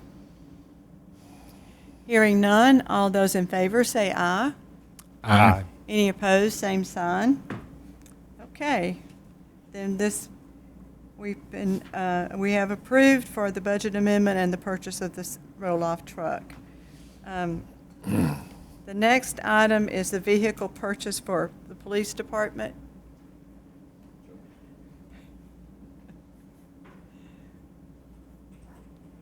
Chief Richards. Joel, we're asking for 3 vehicles. One is for a school resource officer position that we asked to add. We're approaching 6,000 students now, along with about 600 staff. We've got 3. We'd like to have one in each school. One is for one of our crime scene units. That's a 2001 model that's just falling apart. And then they're finally going to make me replace mine. If you approve it, if you don't, then we won't have to. I've had it 16 years, but I'm fine with keeping it. Don't tell Dobbs I said that. But no, seriously, it's just, you've ridden in it, and the last thing you said was, did you get the smell out yet? So, Joel's car is horrible. That's the nicest thing I can say about it. It's horrible. not that bad. But he set a good example with it. Anyway, that's what it, and I put it in here. These that we had- roll-off trucks look better than Joel's car, I can tell you. That we had to order it by June 9th, but that's not true because the plants have been shut down. We probably won't be able to order until September, October. So it'll be sometime next year before we'll even get them. Okay, all right. Well, Joel, we've sat here all night bragging on you, and now you're expecting us to do something else for you. And listen, I'm going to take a minute and brag on y'all. They don't know what went on behind the scenes up here the last week. We had a great command post, and you all were either in person or on phone, calling in, texting, making sure we had what we needed. And so I just want to make everybody know aware that they supported us 100% because we couldn't have done what we did without the resources that you provide to us. And we try to be good stewards of those resources. One other thing I meant to say earlier when I was talking about budget, Joel's training budget is more than 4 times the next highest department's training budget. So I ride him pretty hard about that. But after the last couple of weeks, I've not mentioned your training budget. Well, and I want to talk to this young lady Please, in a we minute spend it. and explain because, that's the state standard. It's just the minimum requirement. We go way above and beyond, and I think we should. Yes. Because I think the citizens would hold us accountable if we didn't. So, thank you. And for those in the audience that may not know about the Chief's 2005 Crown Vic, everybody in the city that knows about it wants it when he retires. It's not that bad. Okay, do we have a motion to purchase vehicles for the police department? Yes, ma'am. I make a motion that we purchase the vehicles needed by our police department. Do I have a second? Second. I have a motion and a second. Is there any further discussion? Hearing none. All those in favor say aye. Aye. Any opposed, same sign. Okay. Hearing none, the motion passes for the purchase of the vehicles for the police department. Joel, I know we can do a fundraiser with your car. Yeah. We'll see who wants to pay the most money for it. It'll bring at least $50, I can tell. We can put that in your shop for your cop fund. Okay. All right. Next, we have employee handbook, and that's Ms. Faith Pulling, our Human Resource Director.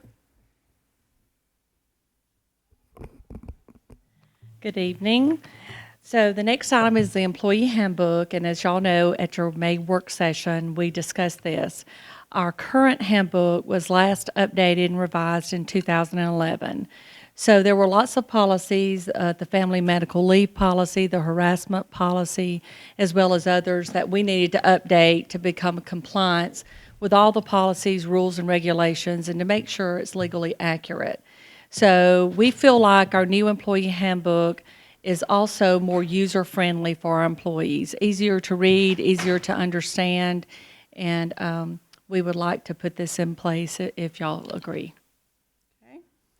And we were given a copy of that at the work session, and there were just a couple of things, and we got those all fixed. Just a few enhancements that we did. So the copy in your package is the new and the final copy. Okay, all right.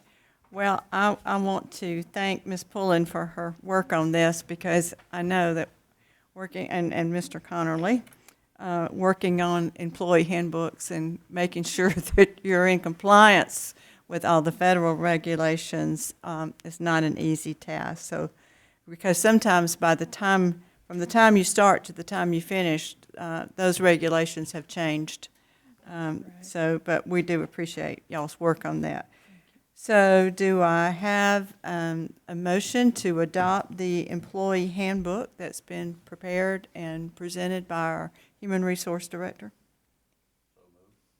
Okay, I have a motion. Do I have a second? Second.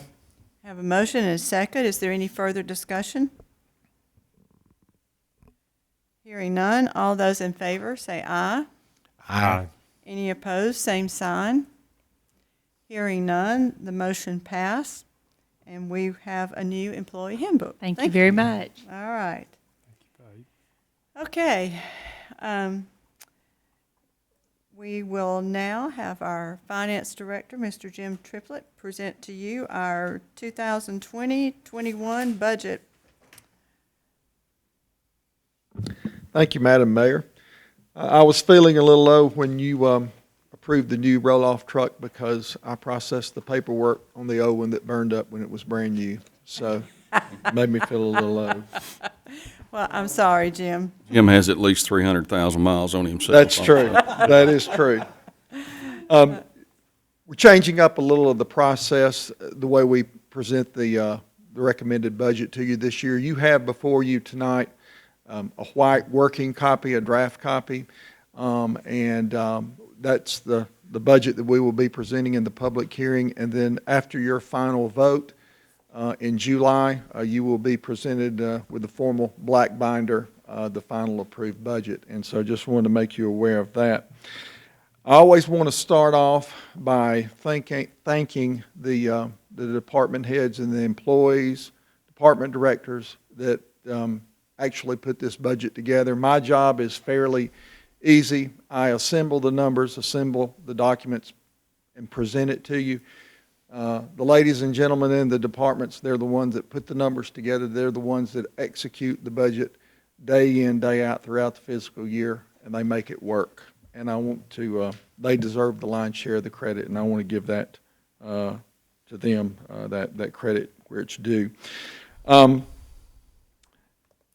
Before we get going with actual numbers, I do want to start out by saying December, January, we were experiencing a really good financial year, things popping along exactly as they should, and then something called the pandemic hit, and we all know that it changed every facet of our life, government, business, individual. Things changed drastically, and they changed really quickly. And so as we started putting this budget together, as I started helping Tim draft his transmittal memo to you, our goal was to present a budget to you that addressed the needs of the city, but recognize the uncertainties that we're currently navigating.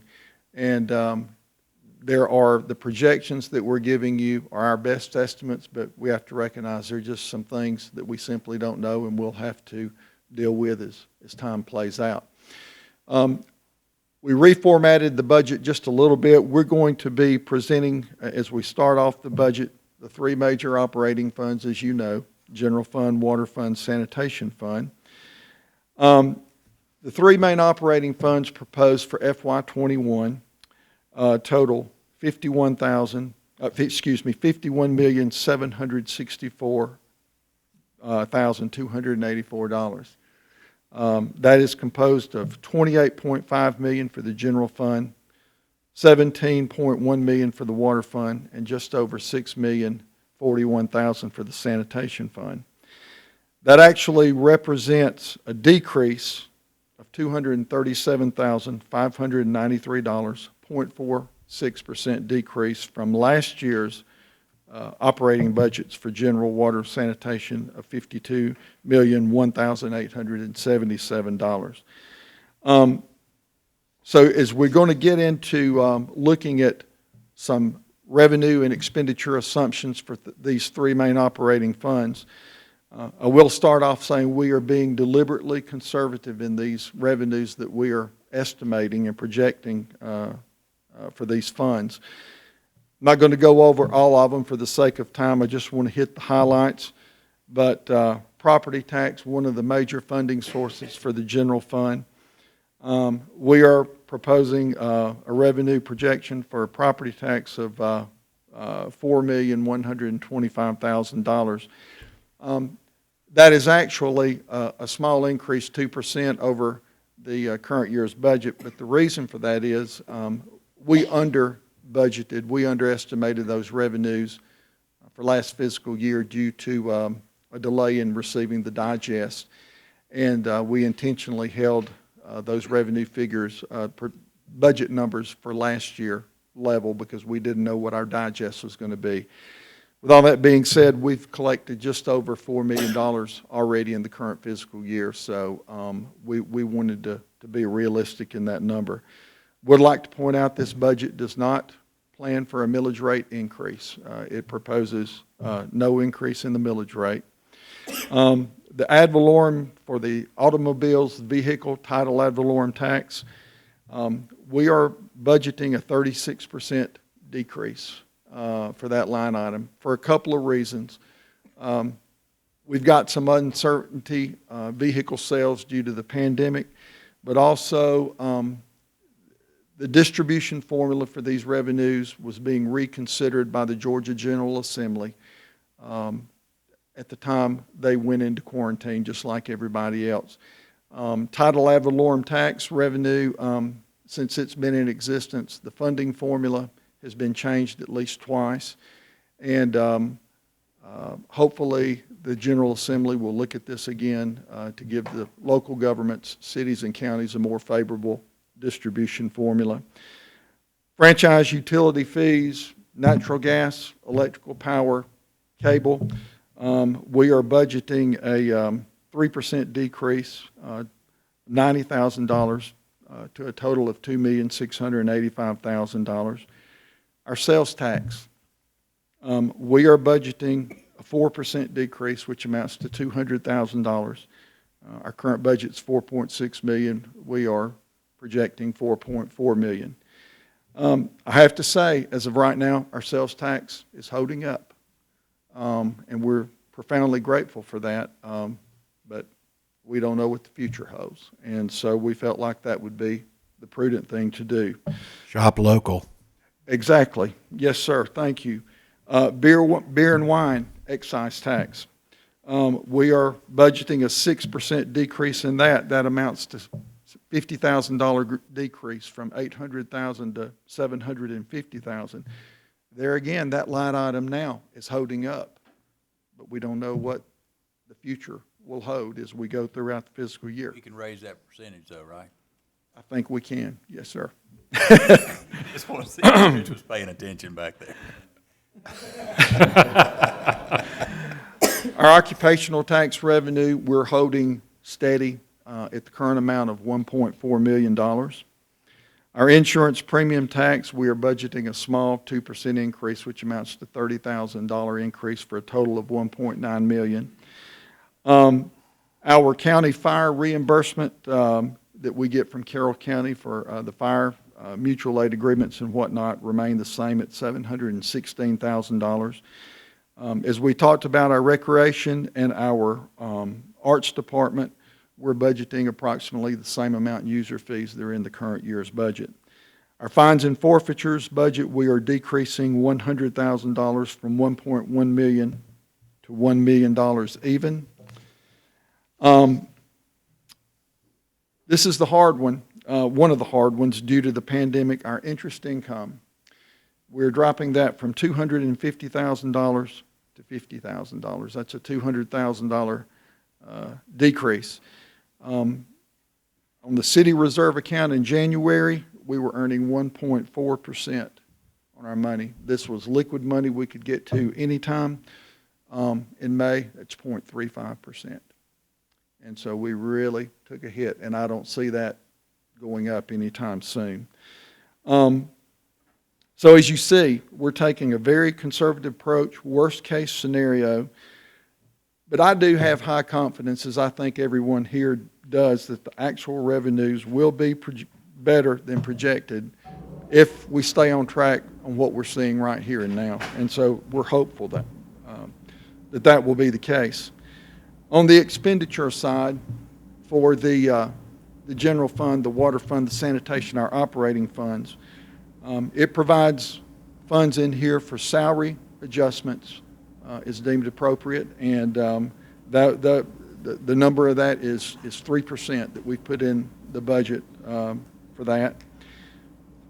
We are projecting an 8% increase in our health insurance premium, our group health insurance for our employees. That is an estimate. We will know that actual number probably in October, which will be effective January the 1st. One good thing on the expenditure side that we're very proud of, our property liability insurance premiums actually decreased by 18%. We are insured with the Georgia Interlocal Risk Management Agency. They are part of GMA. They presented us with a very competitive insurance package this year. And combined with their proposal, we increased our deductibles on all lines of coverage, which really helped us to get our premium down. And that's something we're very proud of this budget cycle.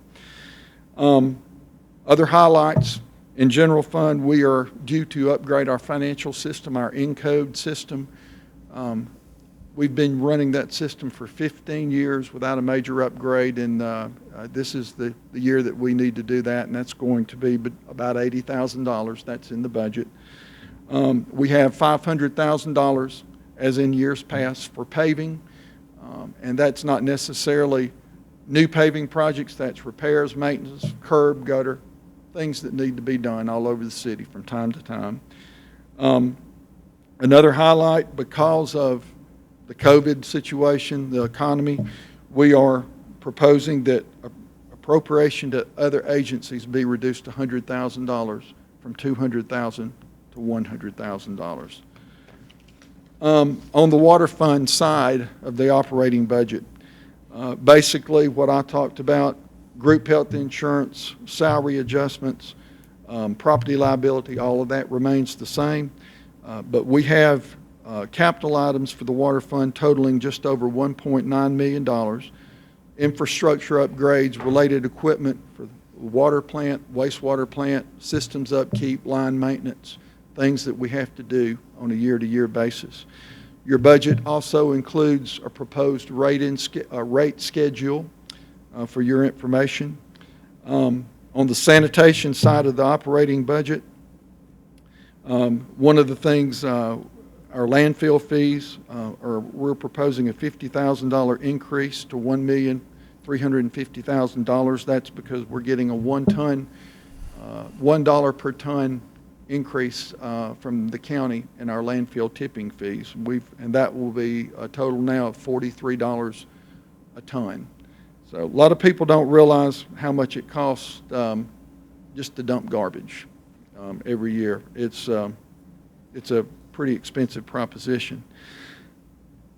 That's basically the operating funds. The special revenue funds, the big one that we need to discuss tonight is the hotel motel.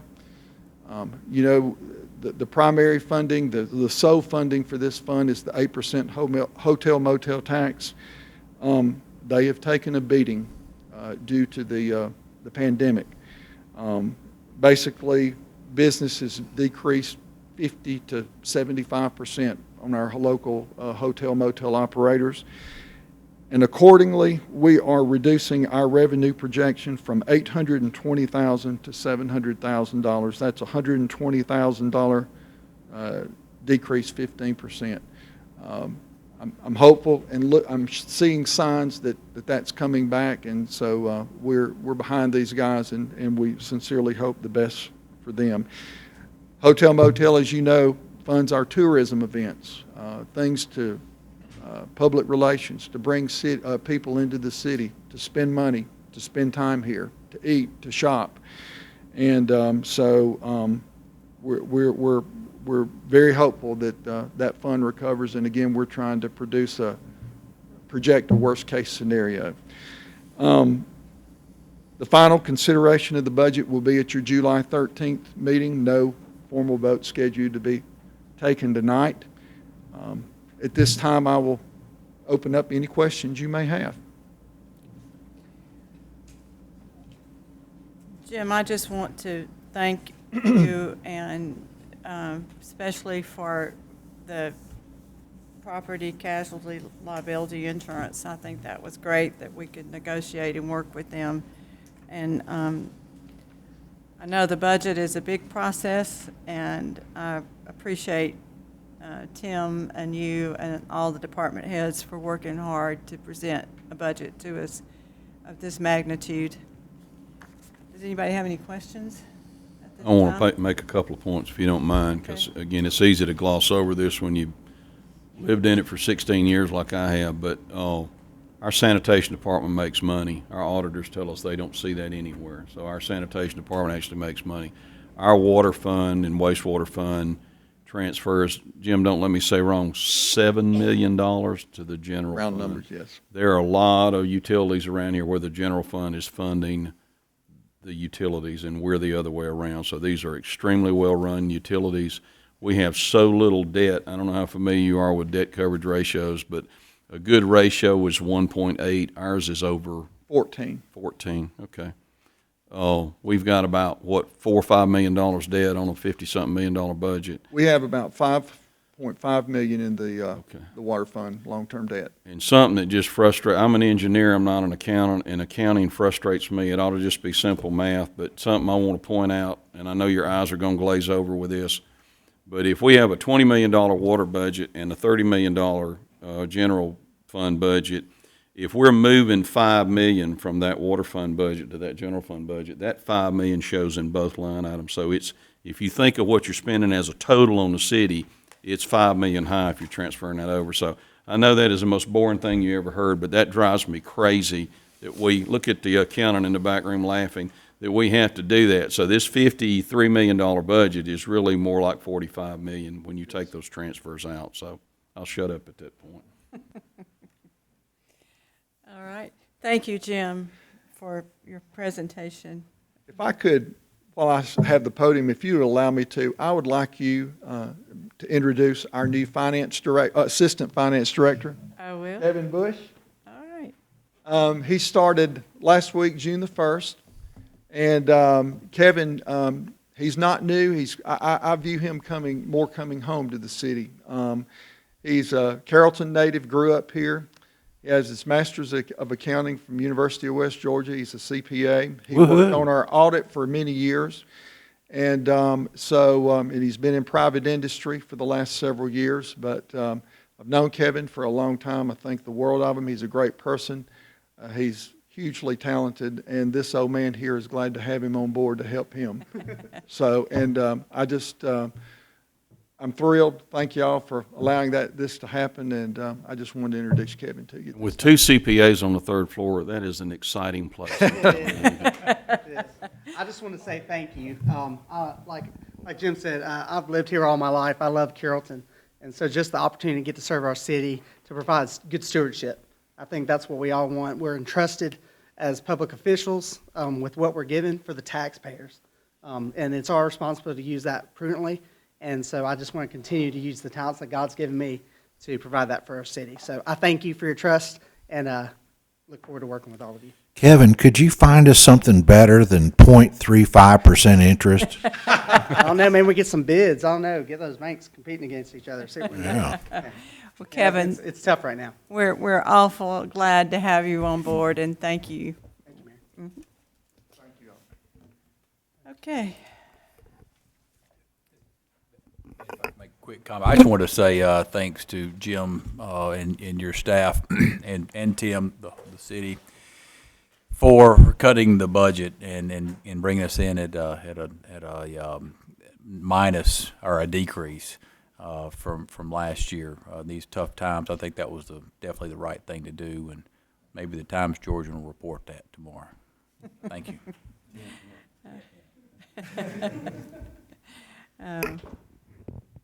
Yes, there are definitely uncertain times.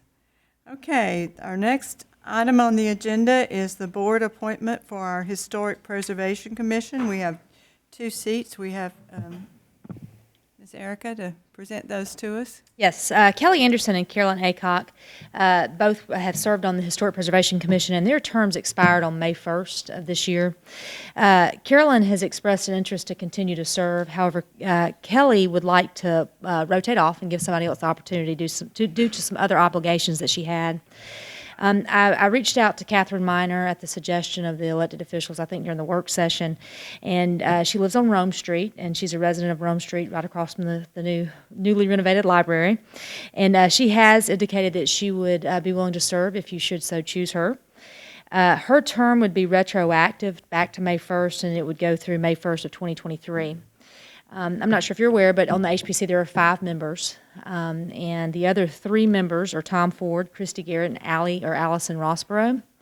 At this time, staff recommends that you reappoint Carolyn Aycock, who has indicated that she wants to continue to serve, and then appoint Catherine Miner to the HPC through May of 2023. Okay. So we have a motion for the appointment of Catherine Miner and Carolyn Aycock to the Historic Preservation Commission. Mayor Kaysen, I'd be happy to make a motion to approve Carolyn Aycock and Catherine Miner. They're great people. Okay. All right, got a motion. Do I have a second? Second. Got a motion and a second. Is there any further discussion? Hearing none, all those in favor say aye. Aye. Any opposed, same sign. Okay. All right, well, we have a new member and the reappointment of a previous member. So at this time, do I have a motion that we go into executive session to discuss personnel? So moved. I have a motion. Do I have a second? Second. Okay, and just for those who may not know, we will go into executive session, we will come back out, and then we will adjourn the meeting. So at this time, we will go to the second floor conference room. And staff can leave. I only absolutely. need Jim Triplett and Chuck. Okay. Haley, you don't have to stay for this. You can